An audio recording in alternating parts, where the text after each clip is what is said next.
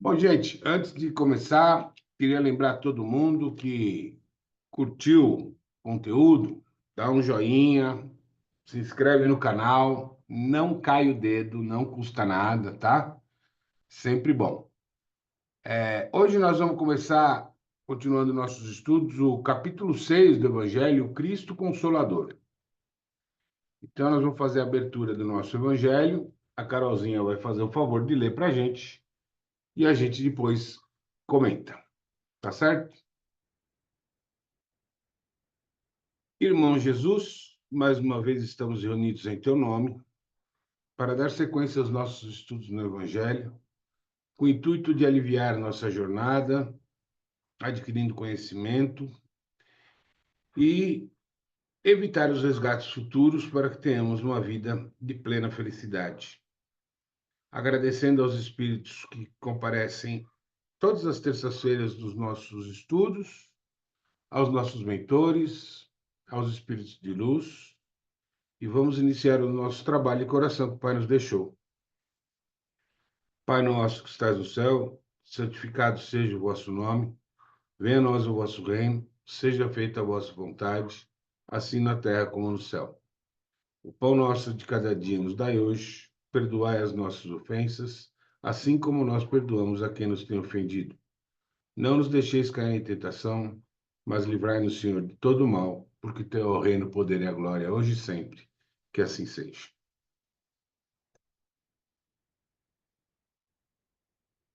Vamos lá, Carolzinha. Vamos lá.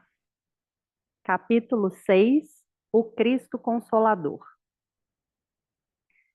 O jugo leve. Vinde a mim, todos vós que sofreis e que estáis sobrecarregados, e eu vos aliviarei. Tomai meu jugo sobre vós e aprendei de mim, que sou brando e humilde de coração, e encontrareis o repouso de vossas almas, porque meu jugo é suave e meu fardo é leve. Todos os sofrimentos, misérias, decepções, dores físicas, perda de seres queridos, encontram sua consolação na fé, no futuro, na confiança na justiça de Deus, que o Cristo veio ensinar aos homens. Sobre aquele, ao contrário, que não espera nada depois dessa vida, ou que duvida simplesmente, as aflições se abatem com todo o seu peso, e nenhuma esperança vem suavizar-lhe a amargura. Eis o que levou Jesus a dizer: Vinde a mim, todos vós que estáis fatigados, e eu vos aliviarei. Entretanto, Jesus coloca uma condição à sua assistência e à felicidade que promete aos aflitos. Essa condição está na lei que ensina. Seu jugo é a observação dessa lei, mas esse jugo é leve e essa lei é suave, uma vez que impõe por dever o amor e a caridade. Quer fazer algum comentário, Fê? Nós pode seguir, depois eu comento tudo no fim. Tá. Então, próximo tópico, Consolador prometido. Se vós me amais, guardai meus mandamentos, e eu pedirei a meu Pai, e ele vos enviará um outro Consolador, a fim de que permaneça eternamente convosco, o Espírito de verdade que o mundo pode receber, porque não o vê e não o conhece. Mas quanto a vós, conhecê-lo-eis, porque permanecerá convosco e estará em nós, em vós. Mas o Consolador, que é o Santo Espírito, que meu Pai enviará em meu nome, ensinar-vos-á todas as coisas e vos fará relembrar de tudo aquilo que eu vos tenha dito. Jesus promete um outro Consolador, o Espírito de verdade, que o mundo não conhece ainda, porque não está maduro para compreendê-lo, que o Pai enviará para ensinar todas as coisas e para fazer recordar aquilo que o Cristo disse. Se, pois, o Espírito de verdade deve vir mais tarde ensinar todas as coisas, é que o Cristo não disse tudo. Se ele vem fazer recordar aquilo que o Cristo disse, é porque isso foi esquecido ou mal compreendido. O Espiritismo vem, no tempo marcado, cumprir a promessa do Cristo. O Espírito de verdade preside a sua instituição, chama os homens à observância da lei e ensina todas as coisas em fazendo compreender o que o Cristo não disse por parábolas. O Cristo disse que ouçam os que têm ouvidos para ouvir. O Espiritismo vem abrir os olhos e os ouvidos, porque fala sem figuras e sem alegorias. Ele ergue o véu deixado propositadamente sobre certos mistérios, vem, enfim, trazer uma suprema consolação aos deserdados da terra e a todos aqueles que sofrem, dando uma causa justa e um fim útil a todas as dores. O Cristo disse: Bem-aventurados os aflitos, porque serão consolados. Mas de que forma se achar feliz sofrendo, não sabendo por que se sofre? O Espiritismo lhe mostra a causa nas existências anteriores e na destinação da Terra, onde o homem expia o seu passado.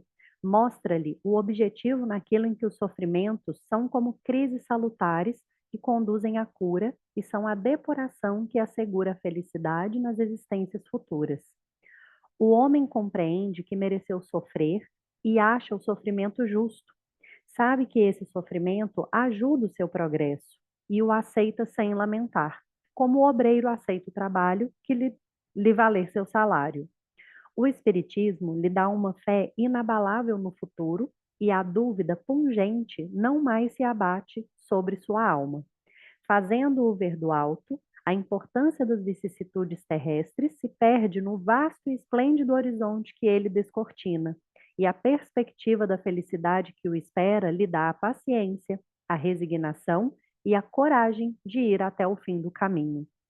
Assim, o Espiritismo realiza o que Jesus disse do Consolador prometido: conhecimento das coisas que faz o homem saber de onde vem, para onde vai e por que está na terra.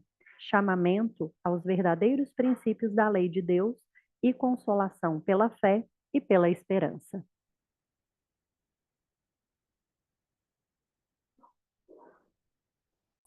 Muito bem, muito bem.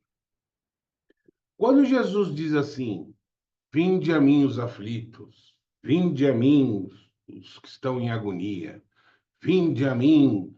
Ele está chamando a gente assim, vem aqui, vamos bater um papo, vamos conversar? Não. O vinde a mim é segue o caminho que eu indiquei. Você que está aflito, você que está em agonia, você que está cansado, segue o caminho que eu te indiquei, chegue a mim. Chegue a mim. Conheceis a verdade e a verdade vos libertará. Que verdade é essa? Cristo disse que mandaria um consolador, um outro consolador prometido. Não disse? Ele disse que esse outro consolador, depois dele, seria o Espírito da Verdade. Aonde o Espírito da Verdade se manifesta? No Evangelho. O que Jesus disse? Conhece o Evangelho, e o Evangelho os libertará. Qual é a verdade que Jesus se referia? O Espírito da Verdade. Conhece a verdade, e a verdade vos libertará. Conhece o Espírito da Verdade, e essa verdade vos libertará. Aonde eu conheço o Espírito da Verdade? No Evangelho. Tudo está no Evangelho é o Espírito da Verdade. Tudo que está na codificação espírita é o Espírito da Verdade. Quem é o Espírito da Verdade? O próprio Jesus, que traz em palavras mais explicativas tudo que ele trouxe falando em formas simbólicas, em formas de metáforas, em formas de parábolas. Não era porque aquele povo não entendia. Ele falava por palavras, por parábolas, por formas metafóricas, porque as parábolas e as formas metafóricas servem para aquele tempo e para esse tempo. Eu consigo pegar o que Jesus fala por parábola e associar uma situação daquele tempo. como eu consigo pegar essa mesma expressão de Jesus em parábola e associar ao tempo de hoje. E vou conseguir daqui 200 anos, 300. Ele já tinha pensado nisso. Eu não posso ser específico em palavras para determinada época.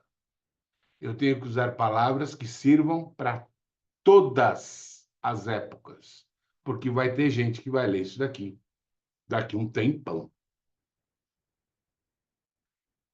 E ele já sabia da vinda do Espírito da Verdade, que seria ele mesmo, na narração da obra básica do Espiritismo, porque ele cita: escutai e conheceis a verdade vos libertará.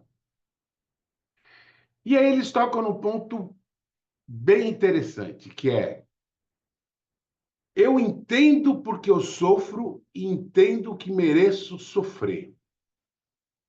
Se eu conheço a verdade, e a verdade me diz, você sofre por conta de consequências do seu passado. Eu fiz coisas no passado e hoje estou sofrendo por conta dessas coisas. Foi Deus que impôs esse castigo para mim? Ele que falou: ah, você fez isso, então você vai sofrer com isso. Se fosse assim, o que ele ia conseguir? Que eu ficasse mais revoltado ainda, que eu não entendesse a lição, que eu não soubesse porque eu estou sendo punido e ainda assim ser punido. Então eu não seria justo, não seria um Deus equinânime, não seria um Deus de justiça. O que ele faz? Ele faz com que eu perceba o meu erro do passado. Ele faz que eu, numa. Vamos usar uma situação hipotética da Terra. Estou atrasado para uma reunião, saio correndo e atropelo um cachorro. E esse cachorro, estou ouvindo ele ganinha aqui, mas eu estou atrasado e alguém socorre porque é um cachorro e eu vou embora. Quando eu estiver nessa reunião, ou depois dessa reunião, pela minha criação moral, pela minha formação de caráter, por toda a minha evolução espiritual, vai chegar um momento que eu vou parar e vou pensar: cara, eu não devia ter deixado aquele cachorro lá. Eu devia ter parado e socorrido aquele cachorro. E eu volto nesse lugar e o cachorro não está mais lá. A minha consciência, o agir contra aquilo que eu sei que não deveria fazer, agir de acordo com aquilo que eu sei que eu não deveria fazer, agir contra aquilo que está na minha consciência que é certo ou errado, me leva a uma atitude de amparo de outros tipos de animais para compensar o mal que eu fiz para aquele cachorro, para compensar o sofrimento que eu causei naquele cachorro. Então eu passo a ver o cachorro diferente, os bichos diferentes, começo a cuidar, começo a catar na rua, começo a tratar, levar para o veterinário. E é esse o resgate. É esse o preço do nosso sofrimento hoje. É a nossa consciência dizendo: você agiu contrário àquilo que está aqui. E não tem como eu viver em harmonia com você, sabendo que você fez o contrário de tudo que a gente aprendeu, de tudo que a gente estudou. Então, para se reajustar com a própria consciência, o homem estipula, homem no sentido de ser humano, né? Estipula o resgate, que é resgatar a própria consciência e não o castigo de Deus. Outra coisa que ele deixa claro e que fica bastante fácil da gente entender quando a gente estuda e usa a fé raciocinada. Eu já falei no nosso último encontro, Deus não é sádico. Ele não gosta de sofrimento. Ele gosta de felicidade. O sofrimento é a gente que arruma para a gente mesmo. Mas se hoje eu sofro por erros do meu passado, se eu parar de errar hoje e não levando em consideração a minha vida humana finita, mas a minha vida espiritual infinita, se eu parar de errar hoje, amanhã eu não tenho mais resgate. Então, quer dizer, que se eu sei que hoje eu sofro por erros meus do passado, hoje, o que eu estou fazendo com o meu hoje para aliviar ou até mesmo exterminar o meu sofrimento do futuro? Eu estou conhecendo a verdade? Eu estou seguindo o caminho da verdade? Mas seguir o caminho e conhecer a verdade, gente, é conscientemente, é de coração. Não adianta eu elogiar um funcionário meu durante 3, 4, 5 dias e quando eu pedi para ele fazer uma hora extra, eu entender que ele tem que fazer, porque eu elogiei ele. É agir porque é a minha forma de agir. É agir porque eu sou assim, sem esperar retorno. Nossa, eu fiz tanto por aquela pessoa, agora que eu precisei, virou as costas para mim, porque a pessoa era assim, está numa fase evolutiva de agir assim. Então eu não posso esperar o retorno. Eu tenho que ser uma fonte de amor, de acolhimento, de carinho. Porque se eu estou dando isso para o universo de graça, o universo vai me devolver isso de graça. Então, quando se estabelecer essa reciprocidade de eu dar amor, de eu dar acolhimento e dar carinho, e o universo começar a me responder, me dando amor, me dando acolhimento, me dando carinho, acabou os meus resgates. Acabou o meu sofrimento.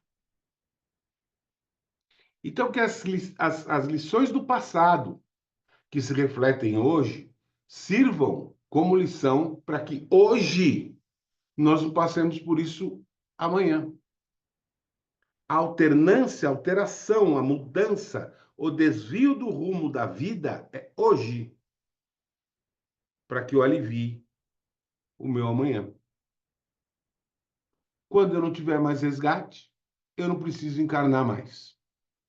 E aí eu vou para outra fase, que é uma fase angelical. Então, senhoras e senhores, o futuro de vocês está na mão de vocês. O que vai ser do amanhã de vocês está na mão de vocês. O que vocês fazem hoje? O que vocês semeiam hoje? É o que vocês vão colher amanhã. Eu fui num velório da mãe de uma amiga da minha esposa, Vanessa, uma vez. E.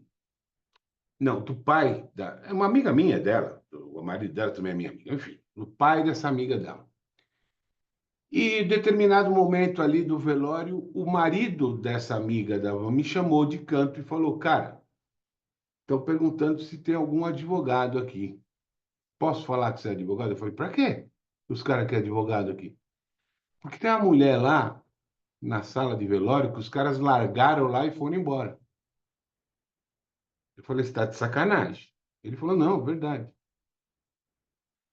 E eu fui até o local do velório e estava lá o pedestal, o caixão em cima do pedestal, nenhuma flor e nenhum parente. E eu tive que assinar um termo de que eles de fato enterraram a mulher, porque não tinha ninguém para testemunhar.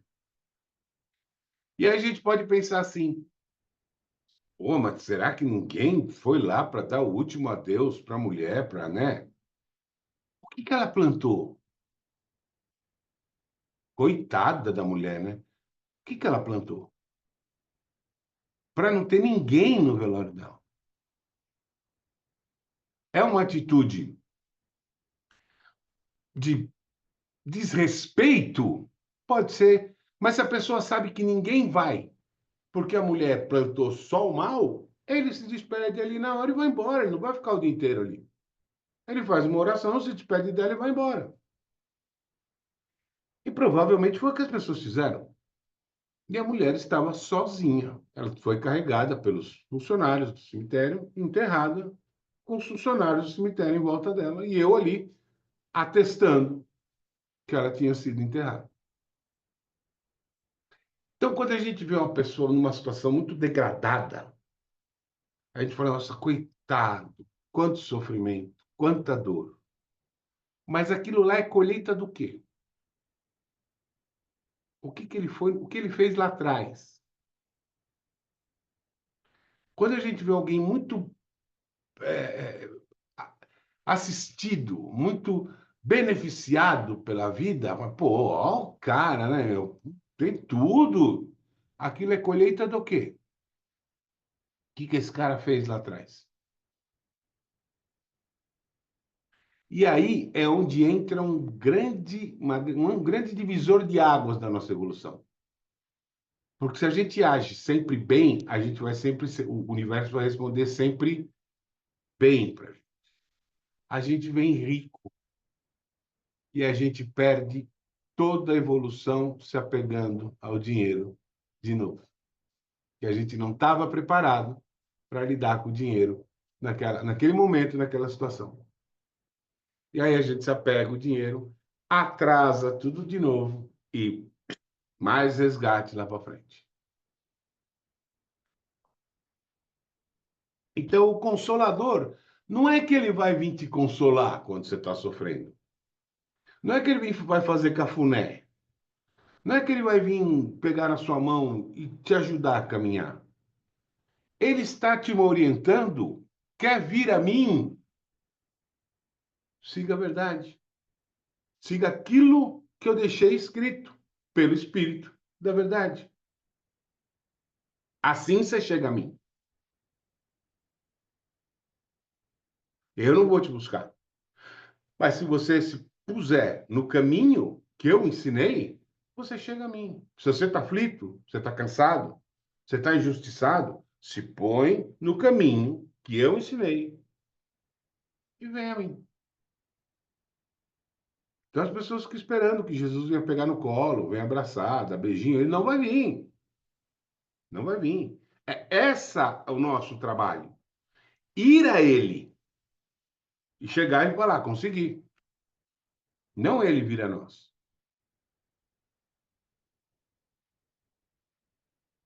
Quem quer comentar? Perfeito, Fê. Tirei a cartinha Obrigado. hoje.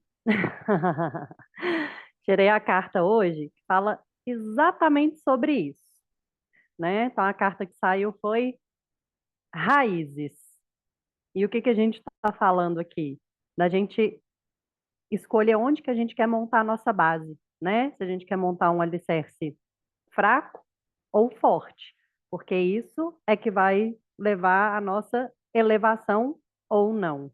Então, essa carta, ela fala: uma planta sem raízes fortes não resiste à intempérie. Assim somos nós. Precisamos estar enraizados, cuidados com amor e vigilância constante. O momento é de nutrir suas raízes espirituais através de uma conexão profunda com o que condiz com a sua alma. Então, essa carta, ela traz a mensagem para nutrir a sua espiritualidade desde a base. É necessário enraizar os desejos da alma, trazer para a materialidade seus ideais espirituais de evolução. Uma espiritualidade bem alimentada e enraizada tem como base a confiança, o amor e a dedicação constante. É o momento da manifestação do espírito em sua vida. A existência precisa de um propósito para seguir. Reconheça a sua parcela divina e aprofunde suas raízes para ter uma copa frondosa. Então, já já a gente vai fazer as frases de mentalização. Mas antes queria fazer uns comentários, né?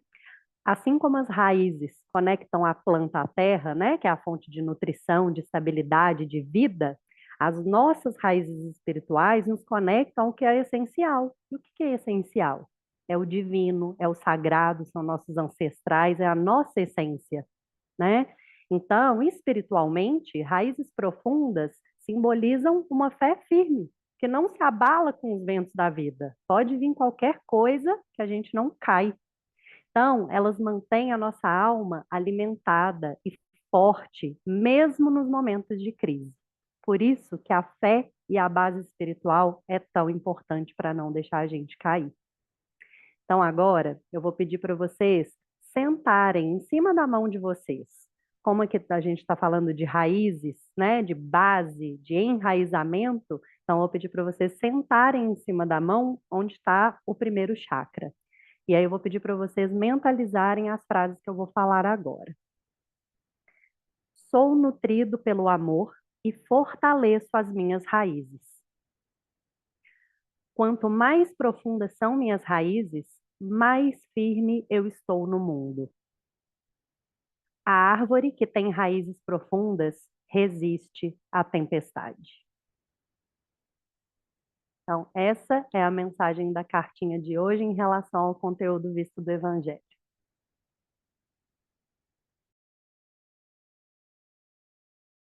Muito bom, Carol. Muito obrigado. Diga, Alicinha.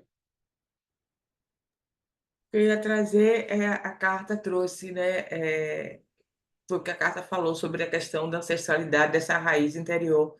Que quando você fala, Fernando, que está escrito, vinde a mim, né? Que Jesus, vinde a mim, mas esse vinde a mim é nós irmos ao encontro de nós mesmos, onde Ele está, né? Porque as pessoas ainda têm a ideia, vinde a mim é ir até Ele numa igreja ou num local ou não sei aonde.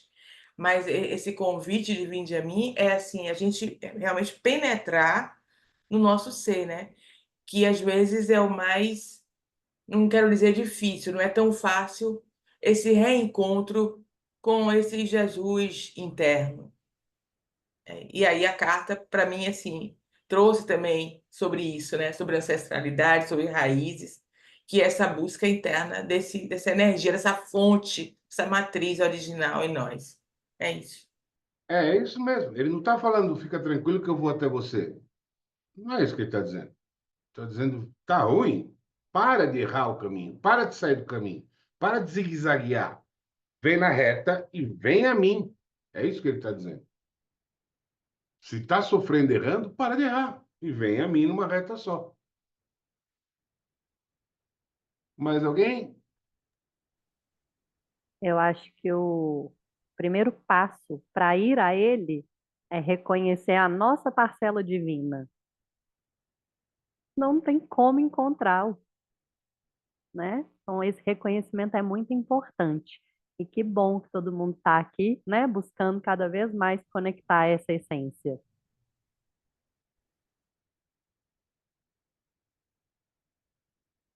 Ninguém mais tem comentário para fazer? Nenhuma história para contar?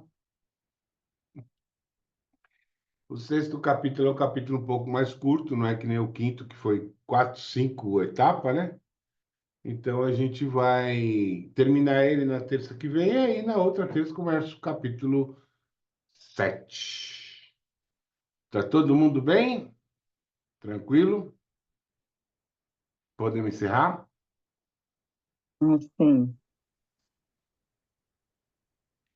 Então, vamos todo mundo pensando em Jesus, que é o protagonista da nossa história hoje, elevando o nosso coração a Ele,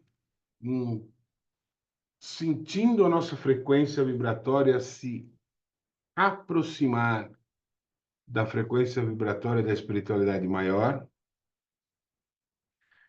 E novamente agradecendo a todos os irmãos do plano espiritual que comparecem todas as terças-feiras nos nossos estudos. Agradecemos também aos nossos mentores, que continuem nos intuindo, nos instruindo, nos direcionando, nos orientando.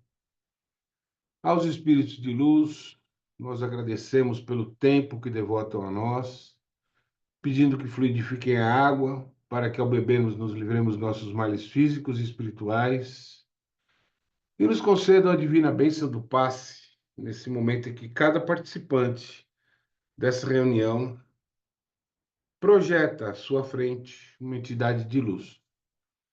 Ela não tem forma, ela não tem contorno, é só um foco de luz. Esse foco de luz irradia a luz ao topo da nossa cabeça. Essa vibração energética dessa luz branca perolada vai penetrando a nossa cabeça, baixando para o nosso rosto, internamente no nosso pescoço e expulsando todas as energias que nós temos arquivadas dentro do nosso corpo, para os pés e dos pés para a terra. Essa energia vai tomando conta internamente de todo o nosso corpo. Nosso corpo passa a brilhar da mesma forma que esse foco de luz que nos irradiou o facho da luz branca perolada. Quando o nosso corpo está tomado por essa luz, todos os nossos órgãos estão envolvidos por essa luz, ela passa a transpor os limites do nosso corpo, irradiando para o universo. Dessa forma, atingindo nossos parentes mais próximos, todos os outros parentes, os pets, a casa, o carro, nossos locais de trabalho, nossos amigos, nossos inimigos e todos aqueles que tanto necessitam dessa transfusão divina de energia no orbe terrestre, encarnados e desencarnados, homens ou animais. E nesse brilho de todo o orbe que é emanado pelos nossos corpos, é que nós dissemos: Pai, em tuas mãos que entregamos os nossos corpos, os nossos espíritos, nossa saúde e o nosso futuro. Ilumina o nosso caminho, Senhor, e nos conduz por ele. Faz de nós o instrumento de vossa palavra. Que assim seja, graças a Deus. Podem beber a água.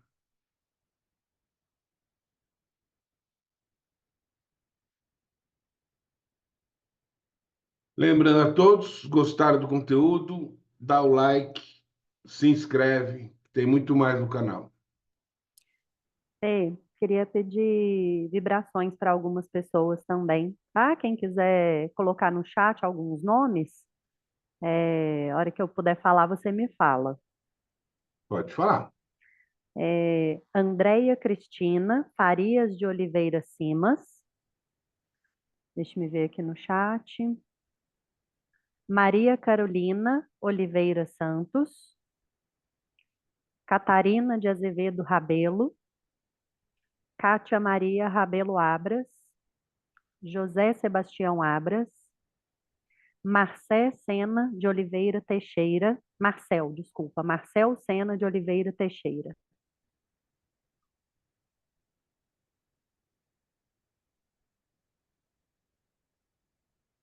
Os nossos mentores da espiritualidade maior, nós recorremos à extrema bondade. Sejam designadas entidades das falanges de orientação, de acolhimento e de tratamento e de cura a esses irmãos citados nesse encontro, para que lhes seja dado o que procuram, o que buscam, o que precisam. Que assim seja.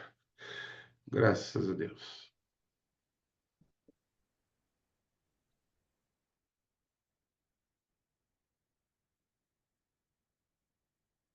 Pronto, gente? Todo mundo bem? Então, até terça-feira que vem. Se a gente não tiver um outro encontro para essa semana aí, que tem um monte de gente que tem. Acho que acho que foi direta, mas tudo bem. Carol, e o tambor? Tá sem som. Tambor tá baixinho aqui. Não desalinhou meus chakras, não. Ah, Tá então vendo? tá bom. Tudo bem.